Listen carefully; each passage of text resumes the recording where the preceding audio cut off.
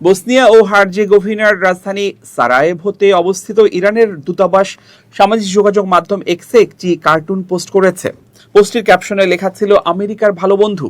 এটি প্রকাশের পর সামাজিক মাধ্যমে ব্যাপক আলোচনা শুরু হয়। কার্টুনটিতে যুক্তরাষ্ট্রের প্রেসিডেন্ট ডোনাল্ড ট্রাম্পকে একটি কবর খুঁড়তে এবং ইসরায়েলের প্রধানমন্ত্রী বেনিয়ামিন নেতানিয়াহুকে যুক্তরাষ্ট্রের পতাকায় মোড়ানো একটি কফিন সেই কবরে ঠেলে দিতে দেখা গেছে। পোস্টটি ইরানের দূতাবাসের ভেরিফাইড এক্স অ্যাকাউন্ট থেকে প্রকাশ করা হলেও কার্টুনটির কোনো ব্যাখ্যা দেওয়া হয়নি। তবে এটি মধ্যপ্রাচ্যের চলমান উত্তেজনা, বিশেষ করে ইরান ইসরায়েল বিরোধ এবং এ বিষয়ে যুক্তরাষ্ট্রের ভূমিকা নিয়ে নতুন করে বিতর্কের জন্ম দিয়েছে।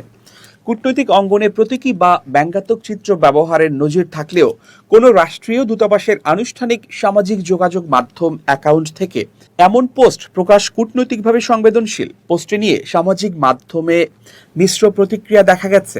কেউ এটিকে রাজনৈতিক ব্যঙ্গচিত্র হিসেবে দেখছেন, আবার কেউ বলছেন রাষ্ট্রীয় কূটনৈতিক অ্যাকাউন্ট থেকে এ ধরনের বার্তা আন্তর্জাতিক সম্পর্কে আরও উত্তেজনা বাড়াতে পারে।